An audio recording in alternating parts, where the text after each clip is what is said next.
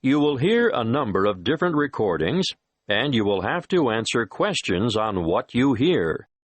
There will be time for you to read the instructions and questions, and you will have a chance to check your work.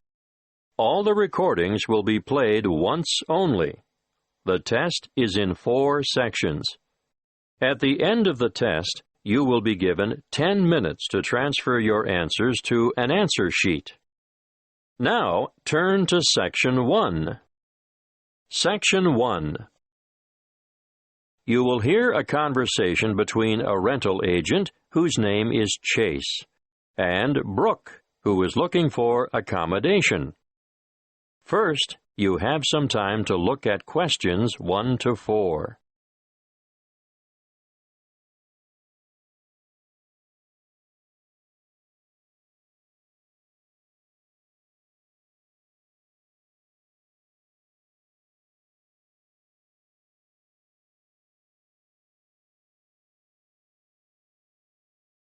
You will see that there is an example that has been done for you.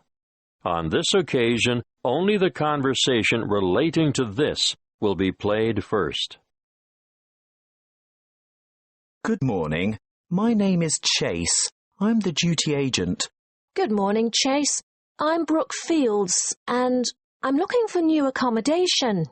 I'm sure I can help you with that, but let's get some particulars first, Brooke. What did you say your family name is? Fields. Brooke's family name is Fields, so Fields has been written in the space. Now we shall begin. You should answer the questions as you listen, because you will not hear the recording a second time. Listen carefully and answer questions 1 to 4. Good morning. My name is Chase. I'm the duty agent. Good morning, Chase. I'm Brooke Fields, and I'm looking for new accommodation. I'm sure I can help you with that, but let's get some particulars first, Brooke. What did you say your family name is? Fields. Good. Now, how old are you, Brooke? 26, almost. I'm still 25, but my birthday is next month, on the 24th of September. I see. And how long have you been in Australia? Quite a while now. I came 3 years ago and spent 18 months in Melbourne at first. How long have you been in Brisbane? A year. But... Oh yes, I forgot to say, I was in Adelaide for 6 months, but the weather was too cold in winter, and I didn't like it there. You like it here, then? Oh, yes, I do. Now, what's your current address? Unit 4, 5 Trade Winds Crescent.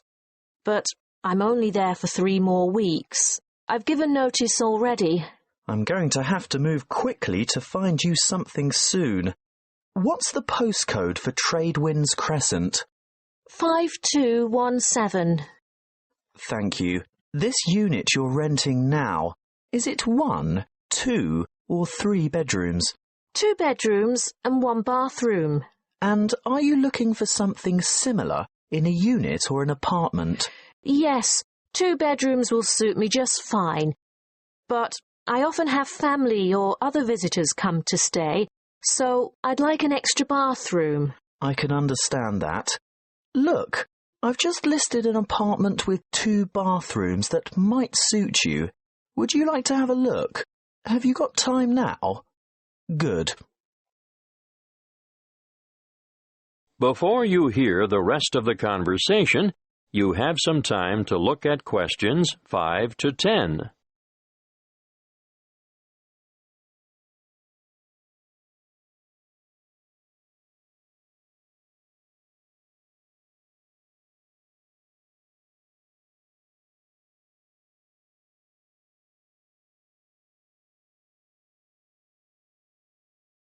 Now listen and answer questions 5 to 10. Well, here we are. What do you think? It's nice, but I wonder whether it gets too hot and stuffy in summer without air conditioning. I shouldn't think so. Did you notice the ceiling fans in all the rooms?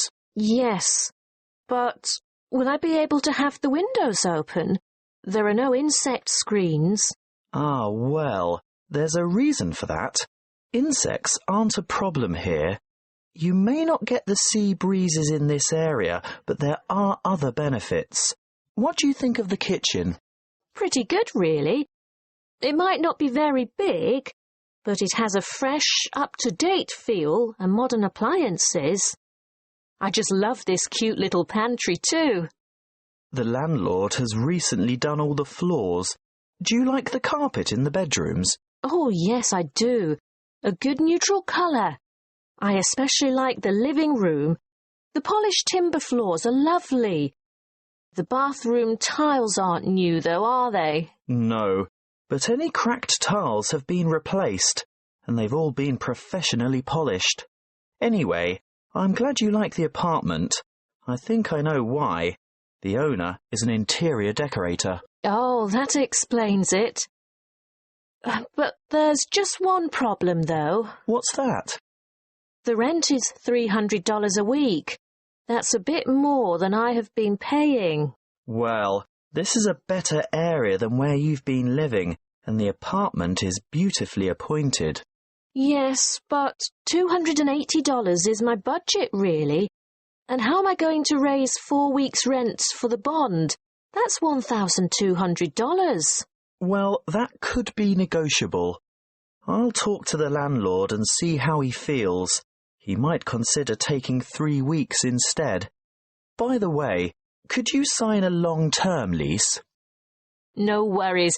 I've just started a new job in the city, so I'll be around for quite a few years, I hope. Well, that's great. Is your salary direct credited to your bank account? Yes, of course. So it won't be a problem to set up the same system for regular rental payments? I suppose. But I paid my last landlord by cheque or sometimes cash. Well, our agency only accepts electronic methods of payment. It's more secure and it keeps the bookwork nice and tidy. Yes, I see. Well, think it over, but you'll have to be quick. A property like this will be snapped up in no time. Oh, one more thing. It's a bit unusual in this day and age where tenants are expected to cover all the utility bills, like power, telephone and internet, but for some reason the water is bulk billed to the whole apartment block, so the charge for that is included in the rent. Well, that's a bonus, I guess. That is the end of Section 1. You now have half a minute to check your answers.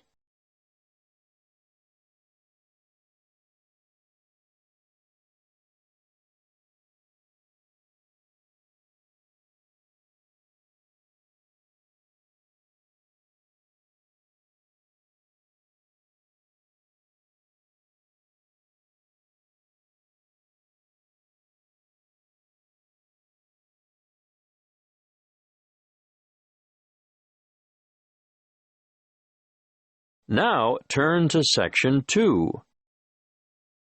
Section 2. You will hear a crime prevention and fire safety officer talking to a group of new residents. First, you have some time to look at questions 11 to 15.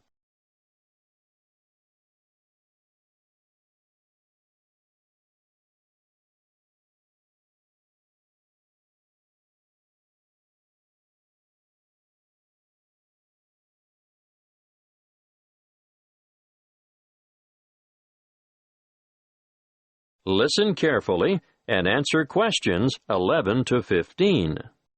Good evening. Last week, Mr. Jenkins spoke to you about home security. My name is Malcolm Fletcher, and tonight I'm going to talk about personal safety when driving and fire safety in the home. Of course, we shouldn't go around perpetually frightened of all the bad things that might happen to us, but there are some sensible precautions that we should all take to avoid getting hurt. You probably know already that a great number of serious assaults occur in the vicinity of motor vehicles.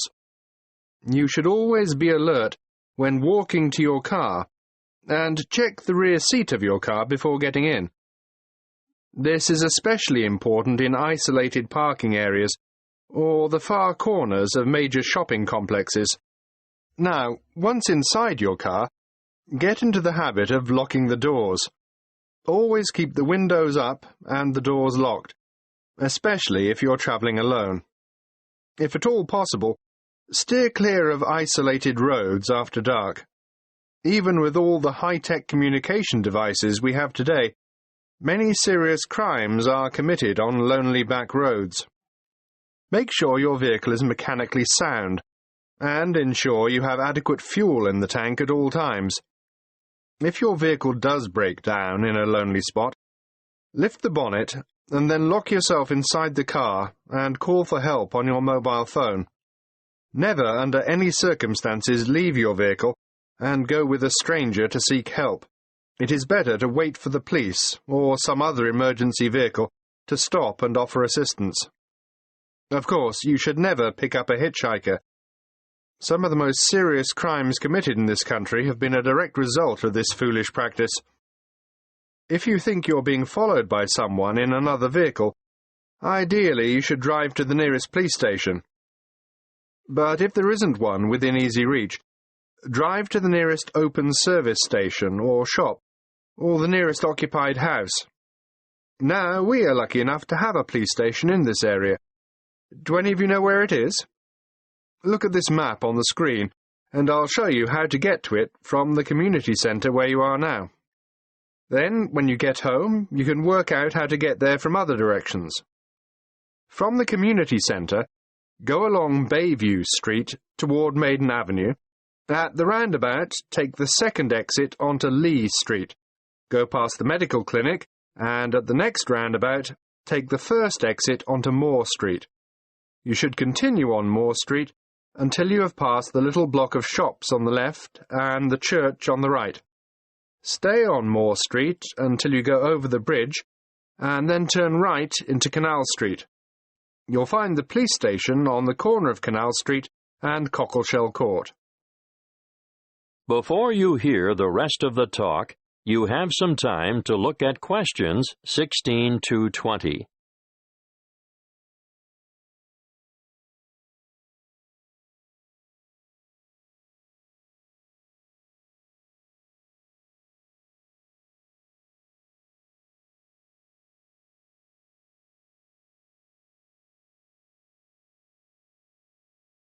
Now listen and answer questions 16 to 20.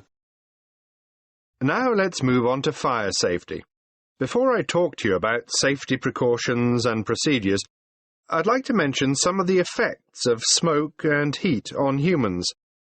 There are 4 ingredients of fire, namely oxygen, fuel, heat, and chain reactions. Almost all materials burn, and most household goods burn very easily. The air we breathe contains about 21% oxygen. As fire burns, it consumes oxygen, thereby reducing the oxygen content of the air. When that is reduced to 15%, oxygen deficiencies in body tissue cause an impairment of muscle control and dexterity. At between 10 and 14%, judgment and reasoning are affected. Oxygen reduction to between 6 and 10% results in unconsciousness, and breathing stops. Sounds scary, doesn't it? But that's not all you have to worry about. Many materials in the home give off toxic gases as they burn. The main toxic gases are carbon monoxide, carbon dioxide, hydrogen sulfide, and nitrogen oxide.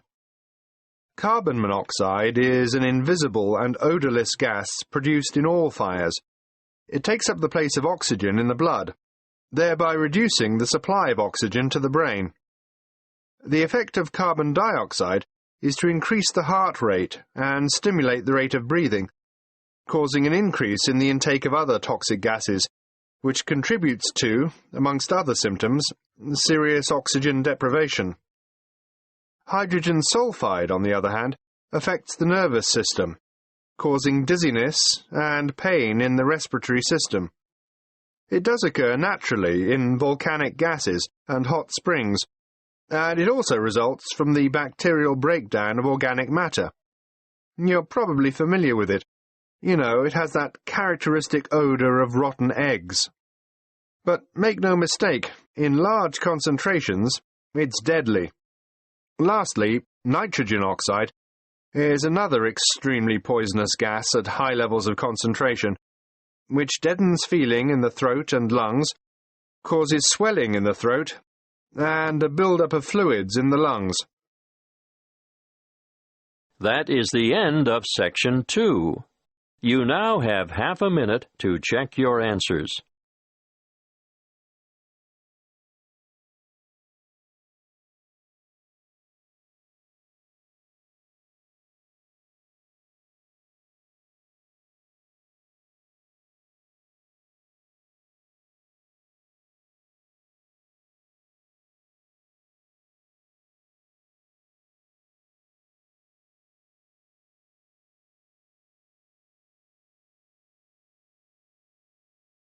Now, turn to Section 3.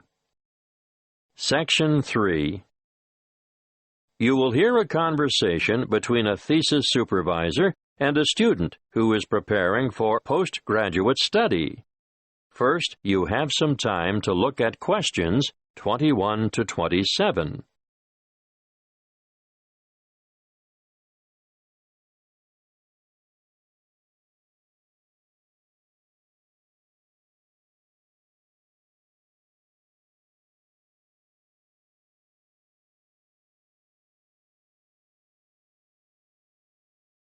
Listen carefully and answer questions 21 to 27.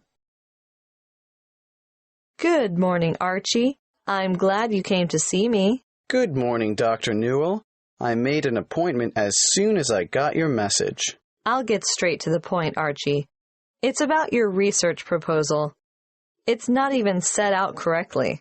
I understand that you haven't done the unit on research and academic inquiry yet, but nevertheless.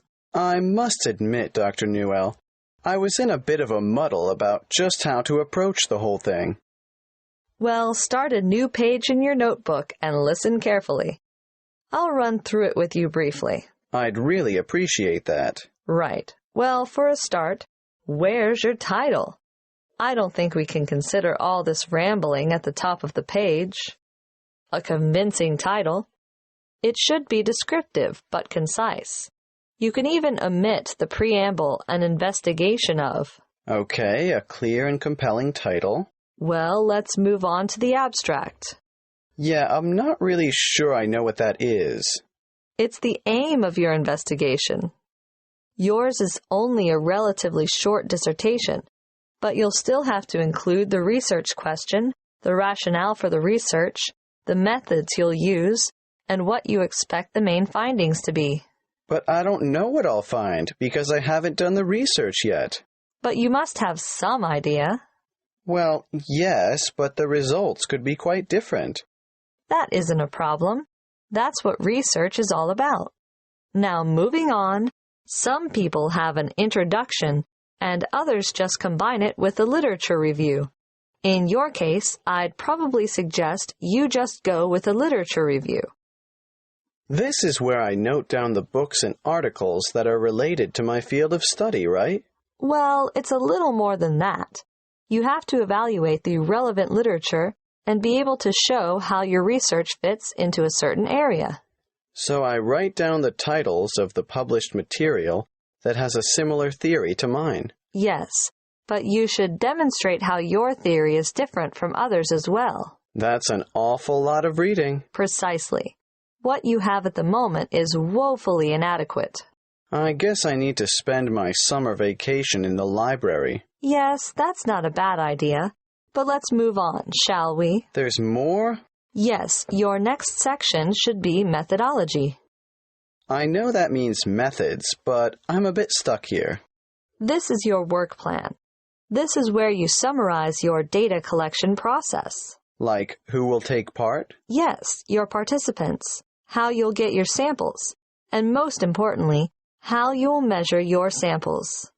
So that unit on validity and reliability will finally come in useful. Yes, but you'll also have to consider how you'll plan to proceed. Got that. Then what? Discussion is the next heading. What do I discuss? Potential outcomes. You must be able to show what significance your findings will have and how you plan to use them. Also, I think I should mention, this is the section where you'll state any limitations or weaknesses that your research might have. There might be a few of those. Well, that's it in a nutshell, really. There are more complex templates for research proposals, but I think this is enough considering the length of your dissertation. Oh, one more thing. Don't forget to include any ethical considerations there might be. Depending on what you have in mind for your participants, you may have to get approval from the ethics committee. I have to get their written consent, don't I? Yes, but you will also explain how you're going to protect their identity. Oh, fine. I think I can handle that. Thanks very much, Dr. Newell. Before you hear the rest of the conversation, you have some time to look at questions 28 to 30.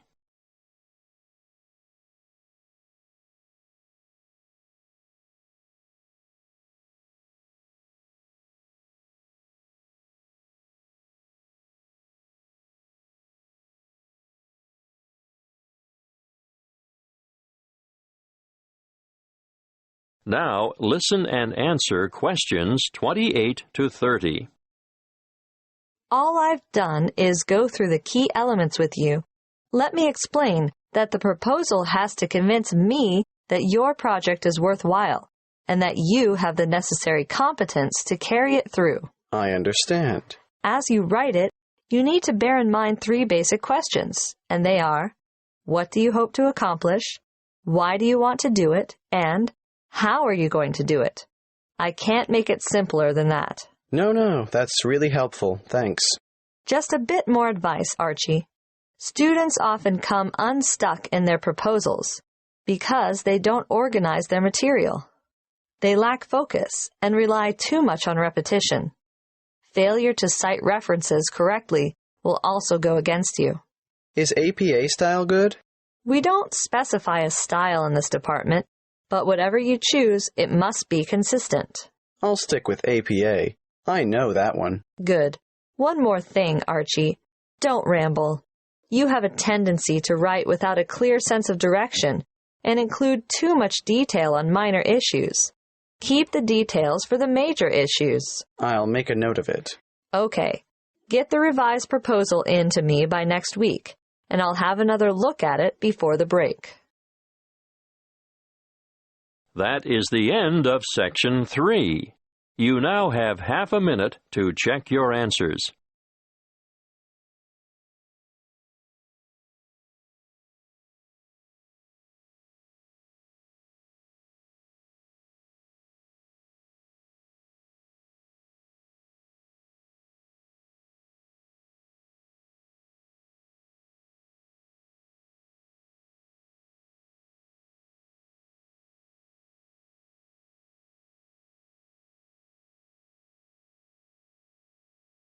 Now, turn to Section 4. Section 4. You will hear a talk on the topic of decision-making and problem-solving. First, you have some time to look at questions 31 to 40.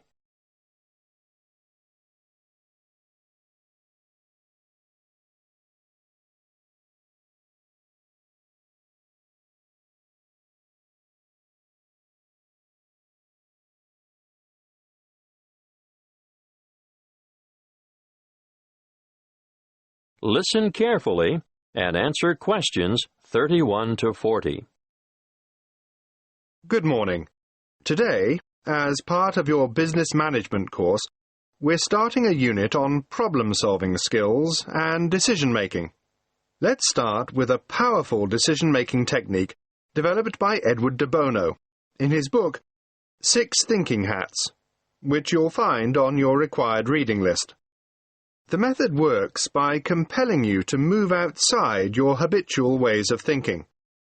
Often, success in business results from rational, positive thinking, but these approaches, used in combination with quite different ones, will improve the overall quality of your decision-making. Now, each thinking hat has a different colour and represents a different style of thinking. Let's start with the white hat.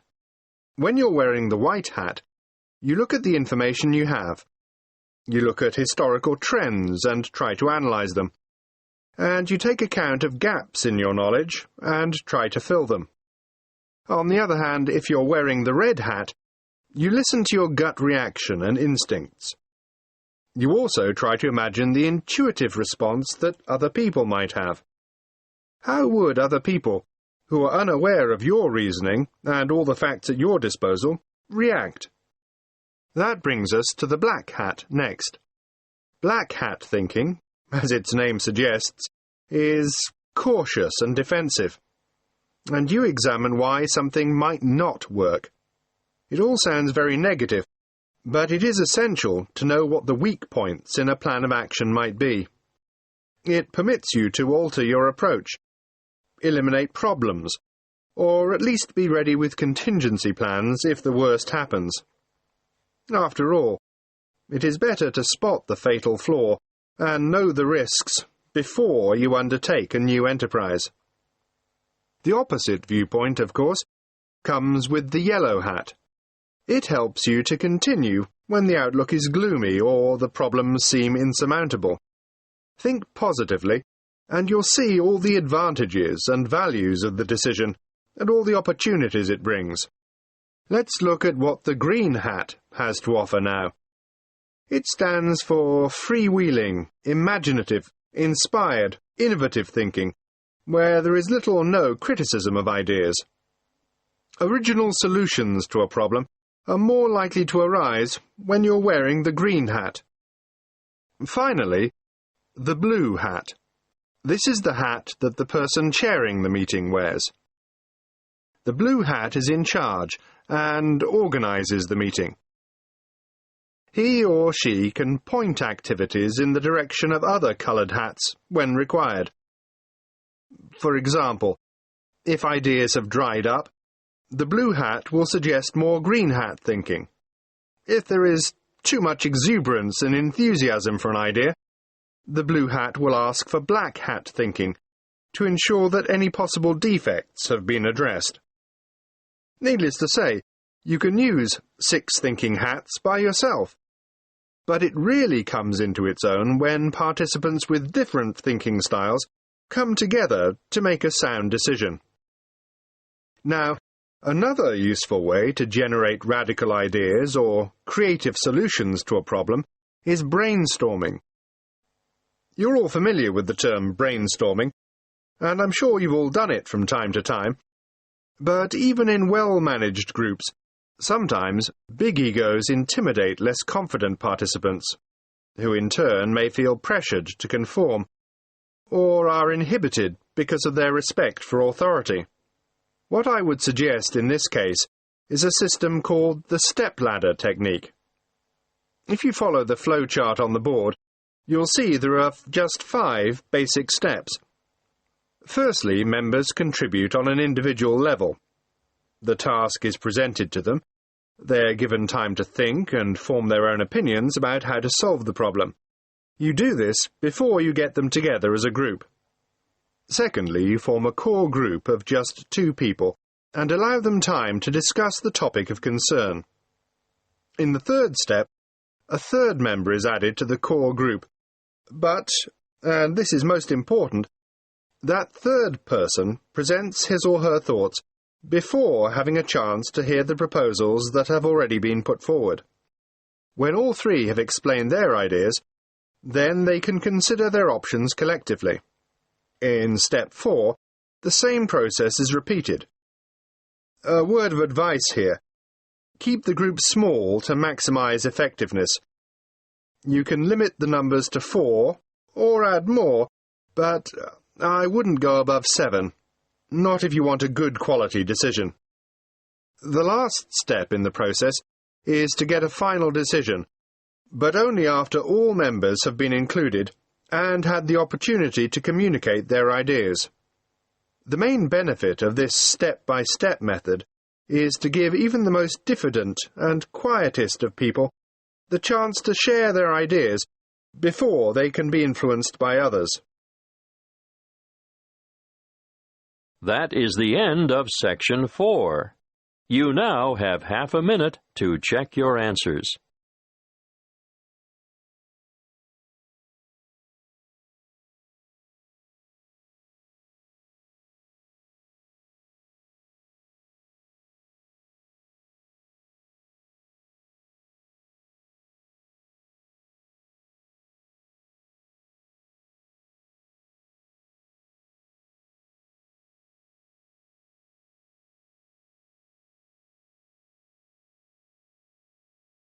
That is the end of the listening test. You now have 10 minutes to transfer your answers to the listening answer sheet.